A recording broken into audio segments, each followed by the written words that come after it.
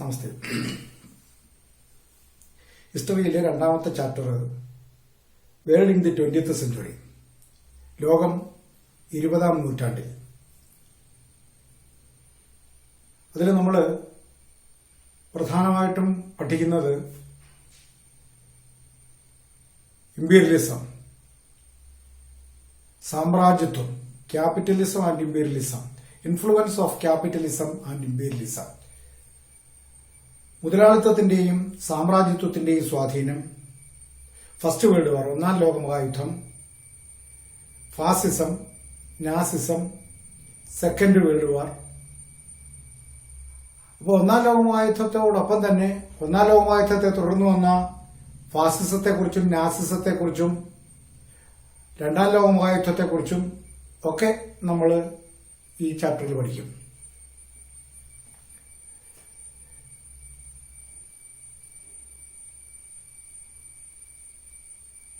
The Industrial Revolution began in England in the 18th century. 18ാം നൂറ്റാണ്ടിൽ ഇംഗ്ലണ്ടിലാണ് വ്യവസായ വിപ്ലവം ആരംഭിക്കുന്നത്. And one of the outcome of the industrial revolution is capitalism. Industrial റെവല്യൂഷന്റെ അല്ലെങ്കിൽ വ്യവസായ വിപ്ലവത്തിന്റെ ഏറ്റവും പ്രധാനപ്പെട്ട ഒരു ഫലമാണ് ക്യാപിറ്റലിസം, മുതലാളിത്ത വ്യവസ്ഥിതി എന്ന് പറയുന്നത്. Capitalism ultimately led to imperialism in this world, or the spread of imperialism in the world. മുതലാളിത്ത വ്യവസ്ഥിതിയാണ് ലോകത്ത് ഇമ്പീരിയലിസം അഥവാ സാമ്രാജ്യത്വം എന്ന ആശയം പ്രചരിക്കുന്നതിന് ഇടയാക്കിയത്. 18ാം നൂറ്റാണ്ടിന്റെ മധ്യത്തോടെയാണ് ഇംഗ്ലണ്ടിൽ വ്യവസായ വിപ്ലവം ആരംഭിക്കുന്നതെങ്കിലും 18ാം നൂറ്റാണ്ടിന്റെ ആരംഭത്തോടെ തന്നെ നമുക്ക് വ്യവസായ വിപ്ലവത്തിന്റെ പ്രത്യേകതകൾ കാണാൻ കഴിയും, സവിശേഷതകൾ കാണാൻ കഴിയും. The industrial revolution to a considerable extent we can say that began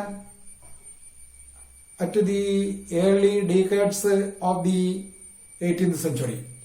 18ാം നൂറ്റാണ്ടിന്റെ ആദ്യ ദശാബ്ദങ്ങളിൽ തന്നെ വ്യവസായ വിപ്ലവം ആരംഭിച്ചു എന്ന് നമുക്ക് പറയാൻ കഴിയും. The industrial revolution began in England. വ്യവസായ വിപ്ലവം ആരംഭിക്കുന്നത് ഇംഗ്ലണ്ടിലാണ്. From there it spread to other portions of Europe and that of the world. ഇംഗ്ലണ്ടിൽ നിന്നും മറ്റിതര യൂറോപ്യൻ രാജ്യങ്ങളിലേക്കും അതോടൊപ്പം തന്നെ ലോകത്തിന്റെ വ്യത്യസ്ത പ്രദേശങ്ങളിലേക്കും വ്യവസായ വിപ്ലവം വ്യാപിക്കുകയുണ്ടായി. The capitalist invested in factories which ultimately results in the increase in production. Capitalism is the outcome of a industrial revolution. വ്യവസായ വിപ്ലവത്തിന്റെ സന്തതിയാണ് ക്യാപിറ്റലിസം അഥവാ മുതലാളിത്ത വ്യവസ്ഥ. ഈ മുതലാളിത്ത വ്യവസ്ഥയുടെ ഫലമായി അല്ലെങ്കിൽ മുതലാളിത്ത വ്യവസ്ഥ ഉണ്ടായതോടുകൂടി the capitalist invested in factories, അവരുടെ മുതല്, അവരുടെ സമ്പത്ത് വ്യവസായശാലകളിൽ മുടക്കി. This large investment ultimately leads to the increase in production. ഇങ്ങനെ വൻതോതിൽ മുതലാളിമാര് മുതൽ മുടക്കിയത് വ്യാവസായിക ഉൽപാദനം വർദ്ധിക്കുന്നതിന് കാരണമായി. ഇനി എന്താ ക്യാപിറ്റലിസം എന്ന് പറഞ്ഞാൽ, what is capitalism? Capitalism is an economic system in which production and distribution are controlled by the capitalists with the aim of increasing profit. മുതലാളിത്ത വ്യവസ്ഥ അഥവാ ക്യാപിറ്റലിസം എന്ന് പറഞ്ഞാൽ എന്ത്? What is capitalism? എന്താണ് ക്യാപിറ്റലിസം? എന്താണ് മുതലാളിത്ത വ്യവസ്ഥിതി എന്ന് ചോദിച്ചാൽ നമുക്ക് പറയാൻ കഴിയുന്നത് it is an economic system.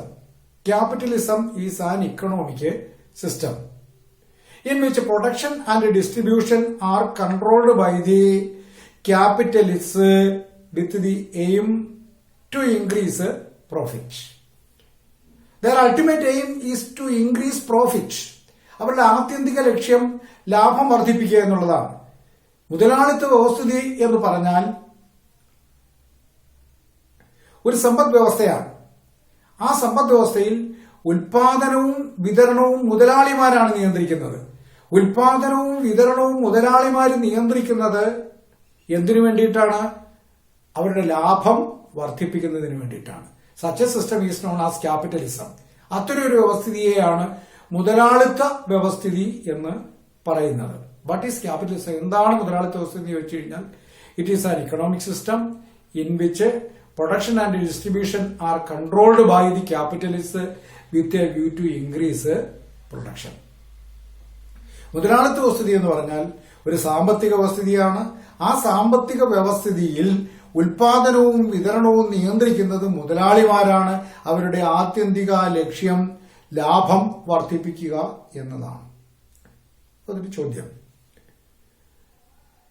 Large scale production forced them to search for markets. That means when the production increased, that means when the capitalists invested their enough wealth in the industrial sector, production increased considerably. In such a situation, there took place a diminution in the demand of industrial products. That means internal market became dull, and the capitalists were forced to capture or acquire markets outside their countries. ഇവിടെ ഉൽപാദനം വർദ്ധിച്ചപ്പോ, വൻതോതിൽ മൂലധന മുടക്കുണ്ടായപ്പോ production increase ചെയ്തു, അല്ലെങ്കിൽ ഉൽപാദനം വർദ്ധിച്ചു. ഉൽപാദനം വർദ്ധിച്ചപ്പോ domestic ആയിട്ടുള്ള മാർക്കറ്റുകൾക്ക് കുറവ് വന്നു, അല്ലെങ്കിൽ സാധനങ്ങൾ മുഴുവൻ ആഭ്യന്തര വിപണിയിൽ വിറ്റഴിക്കാൻ കഴിയാത്ത ഒരവസ്ഥ വന്നു. ആ അവസ്ഥയിൽ അവർക്ക് സാധനങ്ങൾ വിറ്റഴിക്കാൻ വേണ്ടി മറ്റ് മാർക്കറ്റുകൾ എന്ന് വെച്ചാൽ രാജ്യത്തിന് പുറത്തുള്ള മാർക്കറ്റുകൾ അന്വേഷിക്കേണ്ടതായിട്ട് വന്നു. This search for markets lead to competition among European countries. ഇങ്ങനെ പുതിയ മാർക്കറ്റുകൾ കണ്ടെത്തുന്നതിന് വേണ്ടി യൂറോപ്യൻ രാജ്യങ്ങൾ തമ്മിൽ നടത്തിയ മത്സരങ്ങള് പിന്നീട് വലിയ സംഘർഷങ്ങൾ ഉണ്ടാക്കി. They were forced, that means the industrialists and the industrially developed nations were forced to secure markets to sell their finished products, which ultimately results in a competition for selling their products, finished products or factory products. സാധനങ്ങളുടെ ഉൽപാദനം വർദ്ധിച്ചപ്പോ ആ സാധനങ്ങൾ വിറ്റഴിക്കാൻ രാജ്യത്തിന് പുറത്ത് മാർക്കറ്റുകൾ അല്ലെങ്കിൽ കമ്പോളങ്ങൾ കണ്ടെത്തുന്നതിന് വേണ്ടി മത്സരങ്ങൾക്ക് ഇടപെടേണ്ടി വന്നു, അല്ലെങ്കിൽ മത്സരങ്ങളിൽ ഇടപെടേണ്ടി വന്നു യൂറോപ്യൻ രാജ്യങ്ങൾക്ക് ഈ കാലയളവിൽ. By using the political and military forces, the economic powers economically exploited Asian, African and Latin American nations. That means the colonies which were majorly established in Latin American countries, African countries and Asian countries. That means backward nations. ഇത്തരത്തിൽ മാർക്കറ്റുകൾ അല്ലെങ്കിൽ കമ്പോളങ്ങൾ സ്ഥാപിക്കാൻ ശ്രമിച്ചത് Latin American രാജ്യങ്ങളിലും ആഫ്രിക്കയിലും Asian രാജ്യങ്ങളിലുമാണ് ഏറെ. They had established their authority over these countries or countries of the countries of various nations, various portions of this world, politically and forcibly. That means they used political and military powers. Sometimes they used political domination. Sometimes they used military force to establish their domination over other countries or to capture markets and colonies. They established colonies or captured or established colonies in Asia, Africa and Latin American countries. ഏഷ്യയിലും ആഫ്രിക്കയിലും Latin American രാജ്യങ്ങളിലും അവർ കോളനികൾ സ്ഥാപിക്കുകയുണ്ടായി. എങ്ങനെയാ കോളനികൾ സ്ഥാപിച്ചത്? With the help of military and political powers. സൈനിക രാഷ്ട്രീയ ശക്തികൾ ഉപയോഗിച്ചാണ് അവര് അത്തരത്തിൽ ആധിപത്യം സ്ഥാപിച്ചത്, കോളനികൾ സ്ഥാപിച്ചത്. And they became the colonies. That means the colonies thus established by the European countries and their domination is known as colonization. അടുത്ത ക്വസ്റ്റ്യൻ, വാട്ട് ഈസ് കോളനൈസേഷൻ? എന്താണ് കോളനിവൽക്കരണം എന്ന് പറഞ്ഞാൽ? Colonisation is A process of establishing colonies over Asian, African and Latin American countries by the European powers by using political and military forces. It is known as colonization. Colonization അല്ലെങ്കിൽ colony രൂപീവൽക്കരണം എന്ന് പറഞ്ഞാൽ എന്ത് എന്ന് വെച്ചാൽ, colony വൽക്കരണം എന്നാൽ എന്ത് എന്ന് ചോദിച്ചാൽ അതിന്റെ ഉത്തരം ഇതാണ്.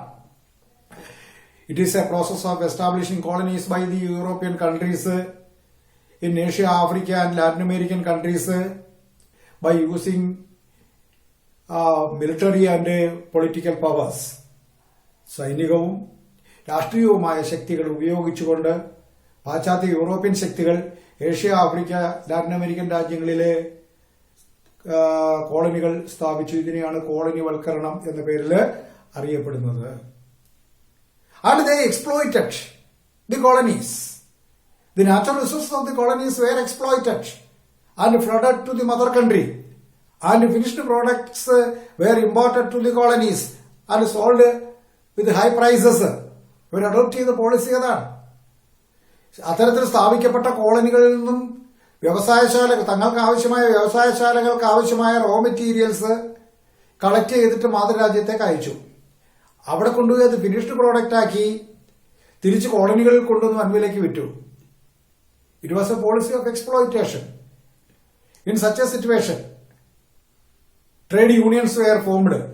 Trade unions were formed against exploitation of the capitalists. മുതലാളിമാരുടെ ചൂഷണത്തിന് എതിർത്തുകൊണ്ട് നിരവധി തൊഴിലാളി സംഘടനകൾ ഈ കാലഘട്ടത്തിൽ വിഭജിച്ച് വളർന്ന് വന്നു. They considered colonies as a source of raw materials and markets. ഞാൻ പറഞ്ഞു, the colonies considered, that means the people or the imperialist powers considered their colonies as a fertile soil of acquiring raw materials and selling their finished products. കോളനികൾ സ്ഥാപിച്ച പാശ്ചാത്യ European ശക്തികൾ തങ്ങളുടെ ഉൽപ്പന്നങ്ങൾ വിറ്റഴിക്കുന്നതിനും അതോടൊപ്പം തന്നെ വ്യവസായങ്ങൾക്ക് ആവശ്യമായ അസംസ്കൃത പദാർത്ഥങ്ങൾ കണ്ടെത്തുന്നതിനുമുള്ള പ്രദേശങ്ങളായി കോളനികളെ കണക്കാക്കി.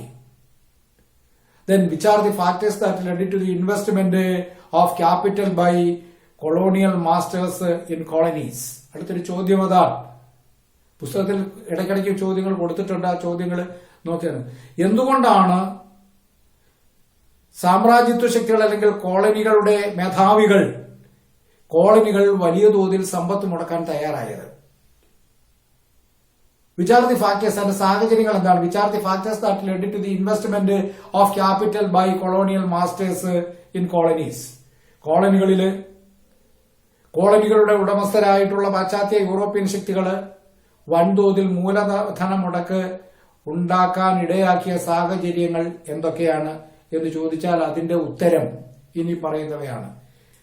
ചീപ്പ് labour, availability of cheap labour. ഒന്നാമത്തെ ഉത്തരം അതാണ്. അവൈലബിലിറ്റി ഓഫ് ചീപ്പ് ലേബർ, കുറഞ്ഞ ചെലവിൽ തൊഴിലാളികളെ കിട്ടും, തൊഴിൽ കിട്ടും. രണ്ട്, അവൈലബിലിറ്റി ഓഫ് റോ മെറ്റീരിയൽസ്. രണ്ടാമതായി ഉൽപാദനത്തിന് ആവശ്യമായ അസംസ്കൃത പദാർത്ഥങ്ങൾ ധാരാളമായി ലഭിക്കും. മൂന്ന്, low cost of manufacturing and selling. മൂന്നാമത്തത് low cost of manufacturing and selling. കുറഞ്ഞ ചെലവിൽ ഉൽപാദനം നടത്താനും വിൽക്കാനും കഴിയും. അതാണ് വൻതോതിൽ മൂലധനം മുടക്കിയതിന്റെ കാരണങ്ങളാണ് ഈ പറയുന്നത്.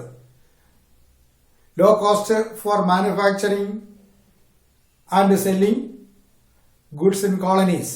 കോളനികളിൽ സാധനങ്ങൾ കുറഞ്ഞ വിലയ്ക്ക് ഉൽപ്പാദിപ്പിച്ച് സാധനങ്ങൾ വിറ്റഴിക്കുന്നതിന് ഏറെ സാധ്യതകൾ ഉണ്ടായിരുന്നു എന്നുള്ളതാണ് മറ്റൊരു കാരണം. And the distinctive phase of the flow of finance capital to the colonies. As a result of this huge profit, distinctive phase of flow of large amount of capital or finance capital to the colonies. It is known as imperialism. അതിനെയാണ് നമ്മൾ imperialism എന്ന് വിളിക്കുന്നത്. അടുത്ത ചോദ്യം ഏതാണ്? What is imperialism? The distinctive phase of flow of finance capital to colonies is known as imperialism. Imperialism എന്ന് പറഞ്ഞു കഴിഞ്ഞാൽ അതാണ്. The distinctive phase of flow of financial capital to the colonies is called imperialism. What is imperialism? എന്താണ് സാമ്രാജ്യത്വം എന്ന് പറയുന്നത്? അളവറ്റ രീതിയിൽ സാമ്പത്തിക മൂലധനം കോളനികളിലേക്ക് ഒഴുകിയ പ്രക്രിയയാണ് സാമ്രാജ്യത്വം അഥവാ ഇമ്പീരിയലിസം എന്ന് വിളിക്കുന്നത് അല്ലെങ്കിൽ പറയുന്നത്. അപ്പോൾ വാട്ട് ഈസ് ഇമ്പീരിയലിസം എന്ന്, അല്ലെങ്കിൽ എന്താണ് സാമ്രാജ്യത്വം എന്നാണ് അടുത്ത ചോദ്യം. അതിന് ഉത്തരവാണ് പറഞ്ഞത്. It is A policy of imposing a nation's political, economic and cultural dominance over other nation. ഒന്നുകൂടെ വ്യക്തമായി പറഞ്ഞാൽ അതിന്റെ കൂടെ ഇത്രയും കൂടെ ചേർത്ത് പറയാം. It is A process of imposing a nation's political, economic and cultural dominance on another nation. ഒരു രാജ്യം അതിന്റെ രാഷ്ട്രീയ, സാമ്പത്തിക, സാംസ്കാരികമായിട്ടുള്ള ആധിപത്യം മറ്റൊരു രാജ്യത്തിന് മേൽ സ്ഥാപിക്കലാണ് ഇമ്പീരിയലിസം എന്ന് പറയുന്നത്. അപ്പൊ ഇമ്പീരിയലിസം എന്ന് പറയുന്നത്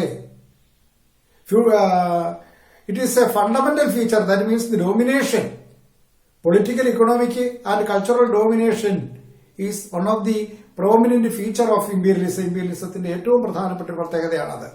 സാമ്രാജ്യത്വത്തിന്റെ ഏറ്റവും പ്രധാനപ്പെട്ട ഒരു പ്രത്യേകതയാണത്. അപ്പൊ എന്താണ് സാമ്രാജ്യത്വം, എന്താണ് ഇമ്പീരിയലിസം എന്ന് ചോദിച്ചു കഴിഞ്ഞാൽ, the distinctive phase of flow of financial capital to colonies is known as imperialism. By imposing a nation's political, economic and cultural dominance on another nation is the main feature of this imperialism. അപ്പോൾ വൻതോതിൽ മൂലധന സാമ്പത്തിക മൂലധന നിക്ഷേപത്തിന്റെ ഒഴുക്ക്, കോളനികളിലേക്കുള്ള ഒഴുക്ക് ആണ് imperialism അഥവാ സാമ്രാജ്യത്വം എന്ന് പറയുന്നത്. അതിന്റെ ഏറ്റവും പ്രധാനപ്പെട്ട പ്രത്യേകത രാഷ്ട്രീയമായും സാമ്പത്തികമായും സാംസ്കാരികമായും ഒരു രാജ്യം മറ്റൊരു രാജ്യത്തിന് മേൽ ആധിപത്യം സ്ഥാപിക്കുന്നു എന്നുള്ളതാണ്. ഇത് എങ്ങനെയാണ് ആധിപത്യം സ്ഥാപിക്കുന്നത്? It is through the domination is through legal system and administrative measures and at the same time that of military forces. ഒരു രാജ്യം മറ്റൊരു രാജ്യത്തിന് മേൽ ആധിപത്യം സ്ഥാപിക്കുന്നത് പഴയ കാലത്തെ കൂട്ടല്ല. ലീഗൽ സിസ്റ്റം, അവരുടെ നിയമവ്യവസ്ഥ നടപ്പിലാക്കുക വഴി ആ നിയമത്തെ കോളനിക്കാരെ കൊണ്ട് അനുസരിപ്പിക്കുക. രണ്ടാമത്തെ അഡ്മിനിസ്ട്രേറ്റീവ്, ഭരണപരമായ നടപടിക്രമങ്ങൾ. മൂന്നാമത്തത് മിലിറ്ററി ഫോഴ്സ്, സൈനിക ശക്തി. അപ്പൊ imperialism is imposed upon Nations by the European powers or the imperialist nations through legal system, administrative measures and military force. അത്തരത്തിലാണ് ഒരു രാജ്യം മറ്റൊരു രാജ്യത്തിന്റെ മേൽ രാഷ്ട്രീയവും സാമ്പത്തികവും സാംസ്കാരികവുമായ ആധിപത്യം സ്ഥാപിക്കുന്നത് ലീഗൽ സിസ്റ്റത്തിലൂടെയും, അതായത് നിയമവ്യവസ്ഥയിലൂടെയും, അഡ്മിനിസ്ട്രേറ്റീവ് മെഷേഴ്സ്, ഭരണപരമായ നടപടിക്രമങ്ങളിലൂടെയും, മിലിറ്ററി ഫോഴ്സ്, സൈനിക ആധിപത്യത്തിലൂടെയും ഒക്കെയാണ്. How did imperialism affect the colonies? ഇനി ഇത്തരത്തിൽ കോളനികളിലെ ഇമ്പീരിയലിസം അല്ലെങ്കിൽ സാമ്രാജ്യത്വം നടപ്പിലാക്കിയത്, അടുത്ത ചോദ്യം ഏതാണ്? How did imperialism affect the colonies? കോളനികളെ എങ്ങനെയാണ് ഈ സാമ്രാജ്യത്വം സ്വാധീനിച്ചത്? വളരെ പ്രധാനപ്പെട്ട 5-6 പോയിന്റ് ഉണ്ട്, വളരെ ഇമ്പോർട്ടന്റ് ആണ്. How did imperialism affect the colonies? കോളനികളെ എങ്ങനെയാണ് സാമ്രാജ്യത്വം സ്വാധീനിച്ചത്? ഒന്നാമത്തെ സ്വാധീനം, traditional economic system of the colonies was destroyed. ഒന്നാമത്തെ സ്വാധീനം അതാണ്. Traditional economic system of the colonies was destroyed. പരമ്പരാഗതമായി കോളനികൾക്കുള്ള ഒരു സമ്പദ് വ്യവസ്ഥ ഉണ്ടായിരുന്നു. ആ സമ്പദ് വ്യവസ്ഥ നാമാവശേഷമായി. പരമ്പരാഗത കോളനികളുടെ സമ്പദ് വ്യവസ്ഥ നാമാവശേഷമായി. Traditional economic system of the colonies was destroyed. ഒരു സ്വാധീനം അതാണ്. 2, administrative judicial system were replaced. That means the administrative system of the colonial masters, administrative and judicial system of the colonial masters were replaced. നാളതുവരെ കോളനിക്കാർക്കുണ്ടായിരുന്ന ഭരണവ്യവസ്ഥയെയും നിയമവ്യവസ്ഥയെയും ഒക്കെ മാറ്റി colonial മാസ്റ്റേഴ്സിന്റെ നിയമവ്യവസ്ഥയും ഭരണവ്യവസ്ഥയും ഒക്കെ നടപ്പിലാക്കപ്പെട്ടു. People were forced to cultivate cash crops. നാളതുവരെ കോളനികളിലുള്ള ജനങ്ങള് ഫുഡ് ക്രോപ്സ് ആണ് കൃഷി ചെയ്തിരുന്നുവെങ്കിൽ അതിന്റെ സ്ഥാനത്ത് ക്യാഷ് ക്രോപ്സ്, നാണ്യവിളകൾ കൃഷി ചെയ്യാൻ നിർബന്ധിതമായി. മൂന്നാമത്തെ ഫലം അതാണ്. People were forced to cultivate cash crops. നാണ്യവിളകൾ കൃഷി ചെയ്യാൻ കോളനിക്കാർ നിർബന്ധിതമായി. In lieu of traditional food crops. അതുവരെ അവർ കൃഷി ചെയ്തു വന്നിരുന്നത് എന്തായിരുന്നു? ഫുഡ് ക്രോപ്സ് ആണ്, ഭക്ഷ്യവിളകളായിരുന്നു. കോളനിക്കാർ ഭക്ഷ്യവിളകളുടെ സ്ഥാനത്ത് നാണ്യവിളകൾ കൃഷി ചെയ്യുന്നതിന് നിർബന്ധിതമായി. മറ്റൊരു പ്രധാനപ്പെട്ട ഫലം പോവർട്ടി ആൻഡ് അൺഎംപ്ലോയ്മെന്റ് ഇൻക്രീസ്ഡ്. പൊതുവെ ദാരിദ്ര്യമായിരുന്നു. ആ ദാരിദ്ര്യവും അൺഎംപ്ലോയ്മെന്റ്, തൊഴിലില്ലായ്മയും വർദ്ധിച്ചു. മറ്റൊരു ഫലം അതാണ്. ഇമ്പീരിയലിസത്തിന്റെ മറ്റൊരു ഫലം അതാണ്. കോളനികളെ സ്വാധീനിച്ചത് ഈ രീതിയിലൊക്കെയാണ്. പരീക്ഷയ്ക്ക് ചോദിക്കാം. Poverty and unemployment increased considerably. ദാരിദ്ര്യവും അതുപോലെ തന്നെ തൊഴിലില്ലായ്മയും ക്രമാതീതമായി വർദ്ധിച്ചു. Natural resources were widely exploited. കോളനികൾക്കുണ്ടായിരുന്ന പ്രകൃതി വിഭവങ്ങൾ വ്യാപകമായി ചൂഷണം ചെയ്യപ്പെട്ടു. Natural resources of the colonies were widely exploited. വിപുലമായ അർത്ഥത്തിൽ, വിശാലമായ അർത്ഥത്തിൽ കോളനിക്കാർക്കുണ്ടായിരുന്ന പ്രകൃതി വിഭവങ്ങൾ ചൂഷണം ചെയ്യപ്പെട്ടു. Indigenous arts, literature, language, culture, education system were destroyed. ആഭ്യന്തരമായി കോളനികളിൽ നിലനിന്നിരുന്ന കലാ, സാഹിത്യം, സാംസ്കാരിക മേഖലകൾ, ഭാഷ, വിദ്യാഭ്യാസം എന്നിവയൊക്കെ നശിപ്പിക്കപ്പെട്ടു. പരമ്പരാഗതമായ വിദ്യാഭ്യാസ രീതി ഉണ്ടായിരുന്നു കോളനികൾക്ക്. പരമ്പരാഗതമായ കലയും വാസ്തുകലയും സാഹിത്യവും ഭാഷയും സംസ്കാരവും ഒക്കെ ഉണ്ടായിരുന്നു കോളനിക്കാർക്ക്. ഇവയൊക്കെ ഇല്ലാതെയായി. Indigenous art, literature, culture, language, education system etcetera were destroyed by the colonial masters. Colonial dominance, colony വാഴ്ച മൂലം ഇവയൊക്കെ നശിപ്പിക്കപ്പെട്ടു. These are the after effects of colonialism or imperialism. Imperialism യൂറോപ്പിൽ സ്ഥാപിക്കപ്പെട്ടതിന്റെ ആത്യന്തിക ഫലങ്ങളാണ് ഈ പറഞ്ഞവയൊക്കെ. Then the first world war. അടുത്തത് നമുക്ക് പഠിക്കാനുള്ളത് ഒന്നാം ലോക മഹായുദ്ധം. ഒന്നാം ലോകയുദ്ധം. What were the causes of the first world war? ഒന്നാമത്തെ ചോദ്യം അതാണ്. അതിലെ എന്താണ് ഒന്നാം ലോകമഹായുദ്ധത്തിന്റെ പ്രധാനപ്പെട്ട കാരണങ്ങൾ? What were the causes of the first world war? ഒന്നാം ലോകയുദ്ധത്തിന്റെ പ്രധാനപ്പെട്ട കാരണങ്ങൾ എന്തൊക്കെ? First one, conflict among the imperial powers. Conflict among the imperial powers for establishing colonies and to capture markets. ഒന്നാമത്തെ കാരണം അതായിരുന്നു. ഒന്നാം ലോകമഹായുദ്ധത്തിന്റെ ഒന്നാമത്തെ കാരണം. അതായത് പാശ്ചാത്യ യൂറോപ്യൻ രാജ്യങ്ങൾക്കിടയിൽ അല്ലെങ്കിൽ സാമ്രാജ്യത്വ ശക്തികൾക്കിടയിൽ നിലനിന്നിരുന്ന മത്സരം. എന്തിനു വേണ്ടിയിട്ടുള്ള മത്സരം? കോളനികൾ സ്ഥാപിക്കുന്നതിനും കമ്പോളങ്ങൾ പിടിച്ചെടുക്കുന്നതിനും വേണ്ടി ഈ പാശ്ചാത്യ യൂറോപ്യൻ ശക്തികൾ നടത്തിയ മത്സരമാണ് ഒന്നാം ലോകമഹായുദ്ധത്തിന്റെ ഒരു പ്രധാനപ്പെട്ട കാരണം. ചോദ്യത്തിന്റെ ഉത്തരവാണ് ഇനി പറയുന്നത്. Conflict that existed among the imperialist powers for establishing colonies and capturing markets is one of the major causes of the First World War. ഒന്നാം ലോകമഹായുദ്ധത്തിന്റെ ഏറ്റവും പ്രധാനപ്പെട്ട ഒരു കാരണം അതായിരുന്നു. അതായത് സാമ്രാജ്യത്വ ശക്തികൾ തമ്മിൽ നിലനിന്നിരുന്ന കിടമത്സരം, കോളനികൾ സ്ഥാപിക്കുന്നതിനു വേണ്ടിയും കമ്പോളങ്ങൾ കൈയടക്കുന്നതിനു വേണ്ടിയും. It created mutual distrust and enmity. This conflict or competition ultimately led to mutual distrust and enmity. ഈ മത്സരം, പരസ്പര മത്സരം, കോളനികൾ സ്ഥാപിക്കുന്നതിനും കമ്പോളങ്ങൾ പിടിച്ചെടുക്കുന്നതിനും വേണ്ടിയും നടത്തിയ പരസ്പര മത്സരം പരസ്പര വിശ്വാസമില്ലായ്മയ്ക്കും ശത്രുതയ്ക്കും കാരണമായി. ഡിസ്ട്രസ്റ്റ് ആൻഡ് എനിമിറ്റി, പരസ്പര വിശ്വാസമില്ലായ്മയ്ക്കും ശത്രുതയ്ക്കും അത് കാരണമായി. Which ultimately led to military alliances. ഈ മത്സരം മറ്റൊരു പ്രധാനപ്പെട്ട കാരണം അതാണ്. ഒന്നാമത്തെ കാരണം ഞാൻ പറഞ്ഞു, competition that existed among the imperial powers in establishing colonies and capturing markets. ഒന്നാമത്തെ കാരണം അതാണ്. കോളനികൾ സ്ഥാപിക്കുന്നതിനും കമ്പോളങ്ങൾ പിടിച്ചെടുക്കുന്നതിനും വേണ്ടി സാമ്രാജ്യത്വ ശക്തികൾ തമ്മിൽ നടത്തിയ മത്സരം. രണ്ടാമത്തത് it created mutual distrust and enmity among the imperial powers. സാമ്രാജ്യത്വ ശക്തികൾക്ക് ഇടയിൽ പരസ്പര വിശ്വാസക്കുറവും ശത്രുതയും വളർത്തുന്നതിന് അത് കാരണമായി. എബോവ് ഓൾ, അടുത്തത് it led to military alliances. ഇത് സൈനിക സഖ്യങ്ങളിലേക്ക് വഴിതെളിച്ചു. The best examples are the triple alliance and triple entente. അത്തരത്തിലുണ്ടായ പ്രധാനപ്പെട്ട രണ്ട് സൈനിക സഖ്യങ്ങളാണ് ട്രിപ്പിൾ അലയൻസ് ആൻഡ് ട്രിപ്പിൾ ഓണ്ടോട്ട്.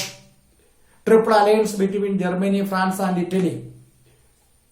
ത്രികക്ഷി സഖ്യം ട്രിപ്പിൾ അലയൻസ്. അതിലെ കക്ഷികളായിരുന്നു Germany,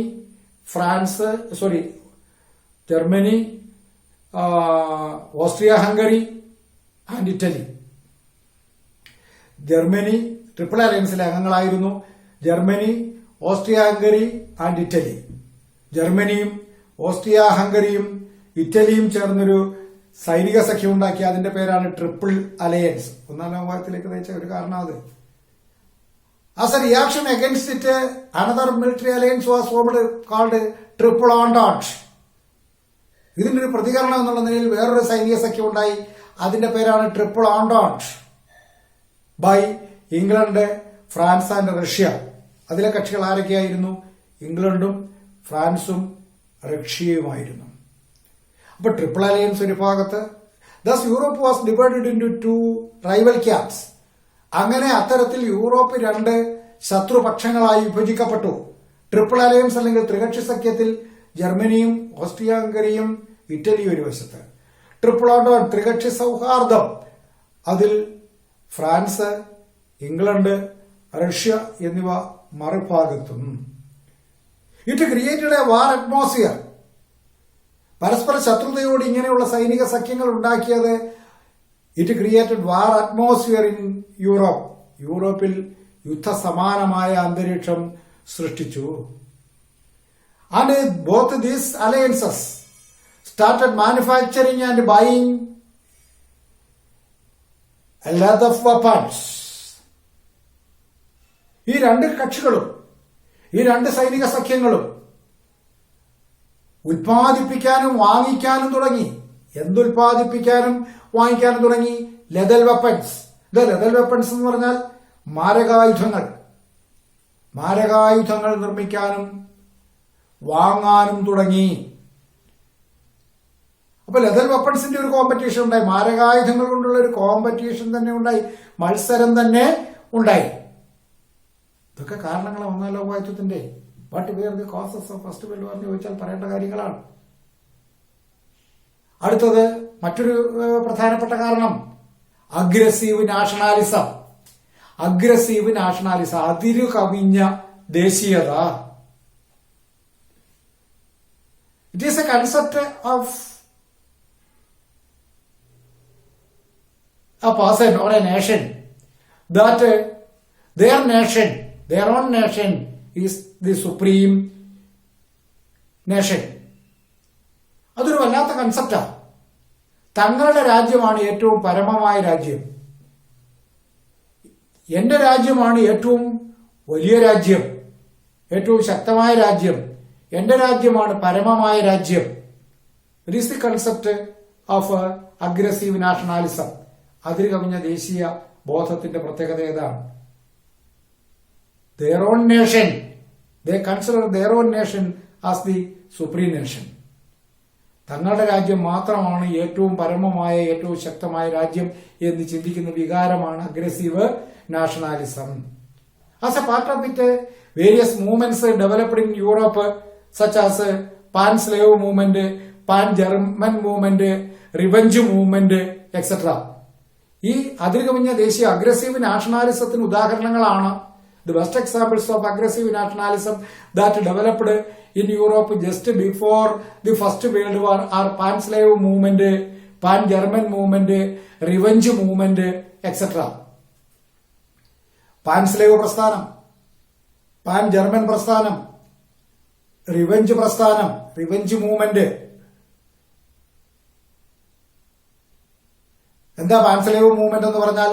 what is pan Slav movement? Russia wanted to unite the Slavic people of Serbia, Bulgaria, Greece etcetera. They stood for the unification of Slavic people in the Eastern Europe under the leadership of Russia. Pan Slav movement എന്ന് പറഞ്ഞാൽ അതാണ്. അതായത് സെർബിയയിലും ബൾഗേറിയയിലും ഗ്രീസിലും മറ്റും ഉണ്ടായിരുന്ന കിഴക്കൻ യൂറോപ്പിലെ Slavic വംശജരെ റഷ്യയുടെ നേതൃത്വത്തിൽ ഒരുമിപ്പിക്കുക. പല രാജ്യങ്ങളിലായി ചിന്നിച്ചിതറി കിടക്കുന്ന വംശമാണ് സ്ലാവിക് ഗ്രൂപ്പ് എന്ന് പറയുന്നത്. അപ്പൊ ആ സ്ലാവിക് ഗ്രൂപ്പുകളെ, അതായത് സെർബിയയിലും ബൾഗേറിയയിലും ഗ്രീസിലും ഒക്കെ ആയിട്ടുള്ള കിഴക്കൻ യൂറോപ്പിലെ സ്ലാവിക് ജനതയെ റഷ്യയുടെ നേതൃത്വത്തിന് കീഴിൽ ഒരുമിപ്പിക്കുക. അതാണ് Pan Slav movement. Then Pan German movement. At the same time, Germany planned to unite the Teutonic people to dominate Central Europe and Balkan provinces. അതുപോലെ തന്നെ ട്യൂട്ടോണിക് വംശത്തിൽപ്പെട്ട